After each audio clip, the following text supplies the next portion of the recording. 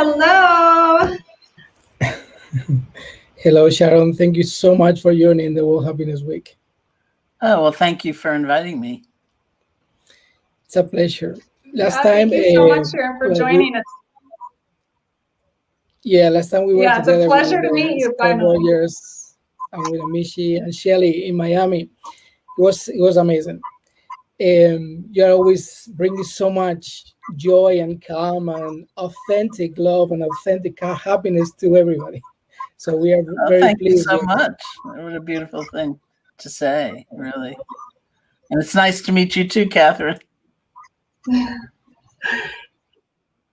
have a fascinating story. It's really incredible.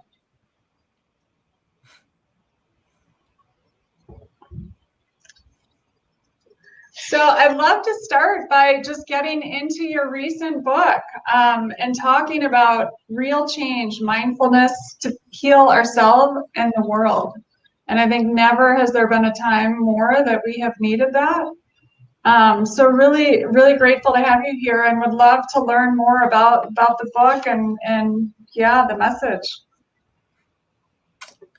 That's great. And thank you for saying that. I mean, one of the kind of odd things is that book publishing being what it is, I actually turned in that book before the pandemic, except for the preface, which was the only piece I wrote later on. And I got the chance to write that piece because publication had been delayed because of the pandemic. And a friend of mine was reading the book and telling me he was reading it to excerpt it for something. And he said, you know, I like it, but I keep reading those examples you're using and thinking that's what made you anxious. Wait till you see what's coming.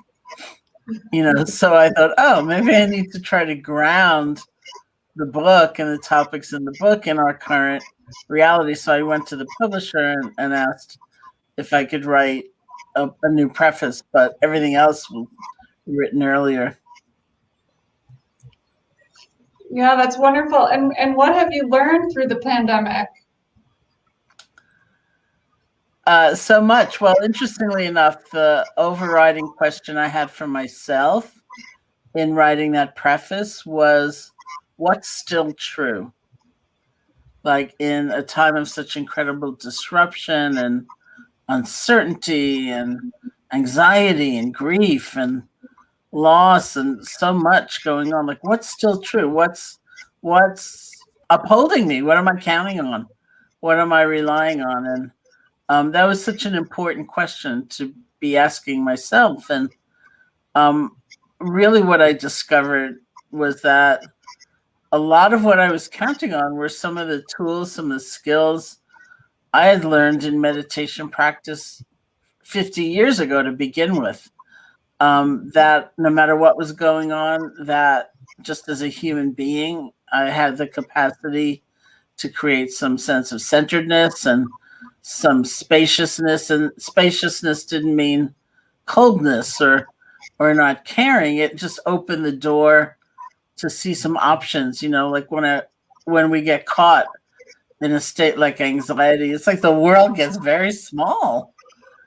And if we have a little bit of space, then things can open up. I also learned again the incredible power of kindness and the importance of kindness, both in my own commitments, like I made a commitment to try to be kinder. And one of the ways that manifested was I decided that I wasn't going to write out an email and then press send. I was going to read it first. Like write it out, take a few breaths, read it again. And sometimes I look at a sentence and I think, well, you know, that could be misinterpreted or maybe that would create the wrong impression. And then I just change it. And I've been so amazingly inspired and moved by stories of generosity, people helping other people in their community and reaching out. And it's been really important. One topic that is kind of the throw line for the whole week is the concept of suffering. And we are the World Happiness Fest, but we are serious about happiness, joy, and hope And suffering is a big deal. The last conversation that you had with Scott Rogers and Amicia, when you were basically at the end of the presentation, you brought the topic of suffering in the front lines. I really love that, can we explore that a bit more? Because suffering in the front lines right now, I feel that this is happening to almost everybody. Now, almost everybody's in the front lines, but there are many people who are more in the front lines than others. So can we explore a bit the concept of suffering in the front lines? Sure. I mean, I think it's wonderful that that's a thread of all your discussions, because I think one of the things we need to do is remake our sense of what happiness is, and that it can't just be endlessly seeking pleasure, because pleasure is wonderful, but it comes and goes. And it can't be the things maybe we've been taught to believe. Like, I know so many people who would say their conditioning is that vengefulness is what makes you strong, and you shouldn't count on anyone else because they're not going to help you. And compassion is weak and it's sentimental. But when we really look, then strength doesn't lie in that kind of endlessly keeping a grudge and letting someone else's actions define our own mental state. And compassion is not so stupid, that it's a real force. And so I think we have to look at happiness, look at the word, look at the associations we have, and realize it can't possibly mean the exclusion of suffering, because then we're just afraid. We're afraid of our own experience. We're afraid of admitting the experience of others because it would be too hard. That happiness has to mean something bigger, something that can hold both joy and sorrow, something that can see maybe a very difficult present and also a lot of possibility for the future, something bigger. I think that's really crucial. And I have spent a lot of time in, say, the last 10 or 15 years working with what we call caregivers. I often think there should be a different word, something more conveying the power of that, whether in your personal life, like in your family, or in your professional life, or even just in relationships. So if you tend to be the giver, the helper, the one who's taking care of others, it's a tremendous arena to explore and try to support. It started for me with working with frontline domestic violence shelter workers, and then directors and supervisors of shelters, and then international humanitarian aid workers, and these days back to domestically frontline medical personnel of different kinds and first responders. And actually the book in some way also came out of that, because I was thinking, who do these people remind me of? They're on the front lines of suffering. They're trying so hard to make a difference. They've got tremendous compassion and empathy for the situation of others, and they're burning out. What is that? Sometimes it's compassion flowing outward and not so much compassion for ourselves. Or sometimes it's not a realistic sense of limits. We feel responsible for being like superheroes and making it all work. And there's so many different elements. And I just thought, who does that remind me of? And I thought, oh, activists. They're like that too. And so that was kind of the birth of the book.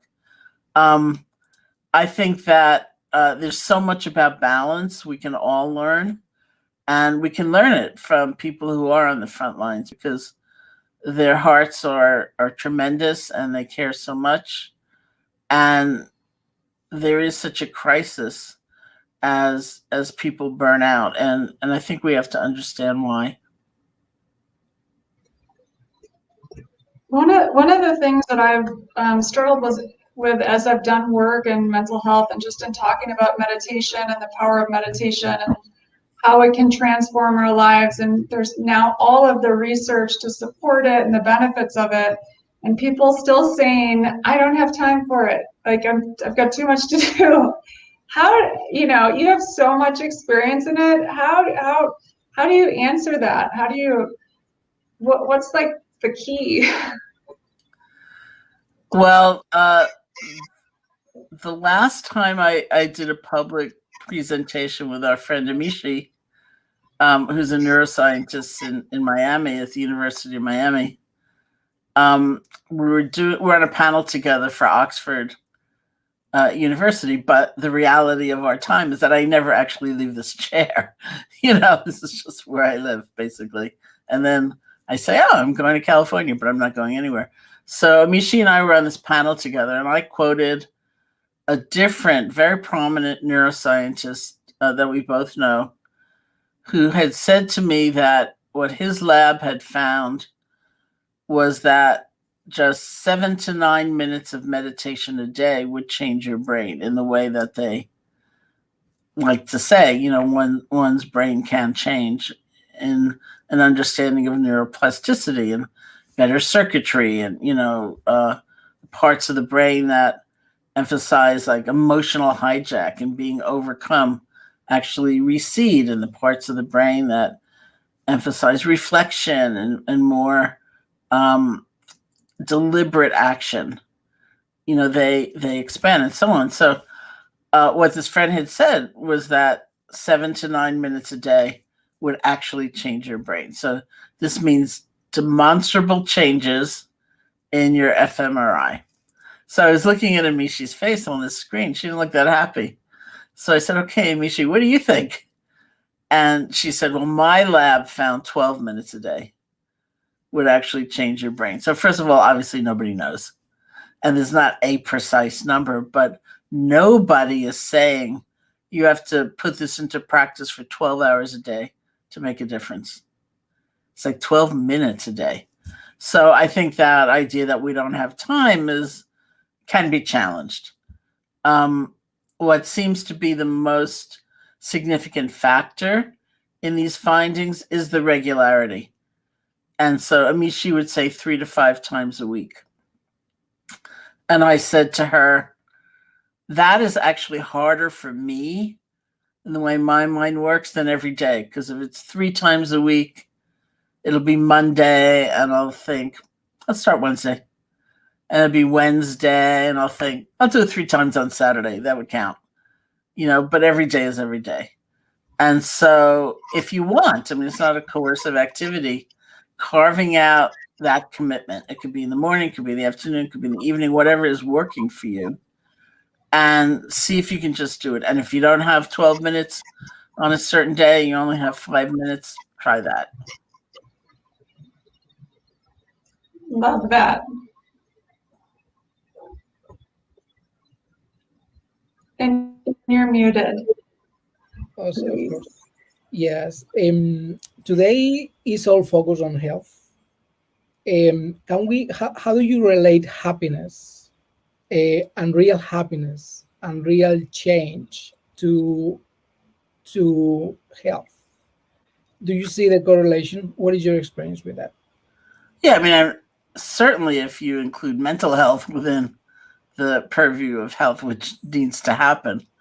And even in terms of physical health, there's just the sheer sense of energy, that is different when we can tap into certain resources, or even to use the fight, flight, or freeze model, when we are locked into a kind of stress reaction. There are consequences for that. And one of the things that always fascinated me about that description is that the stress dynamic is a dynamic.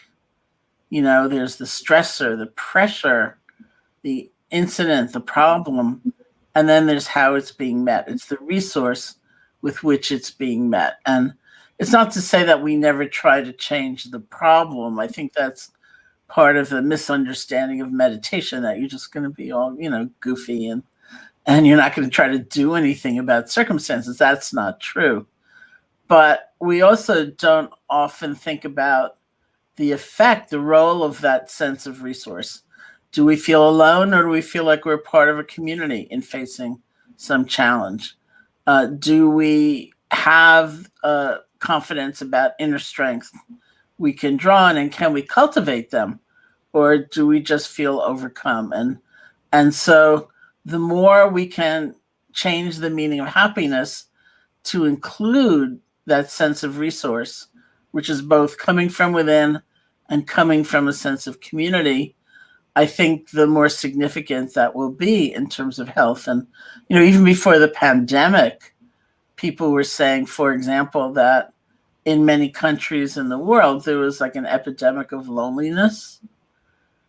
And I used to read that, and I used to read the clinical findings about the role of social connection in health in resolving different conditions. And I used to think, well, it can't just be numbers, right? It can't just be like, I have 2 friends, I need 8. It must be some inner sense of feeling connected to life and feeling a part of a greater whole. And that is something we can cultivate. I've often thought one of the weirdest things about meditation practice is that it can look so isolating, like maybe you're all alone when you do it. Maybe your eyes are closed when you do it. But one of the benefits, one of the consequences of seeing more clearly is that we develop this tremendous sense of connection to others. And I think that will stand us really in good stead. Today we had James Doty, for example, talking about compassion. Him, of course. We had Christine Neff talking about self-compassion. Javier Garcia Campayo from Spain, who is actually applying compassion and self-compassion skills. So compassion has been on top of mind during the week.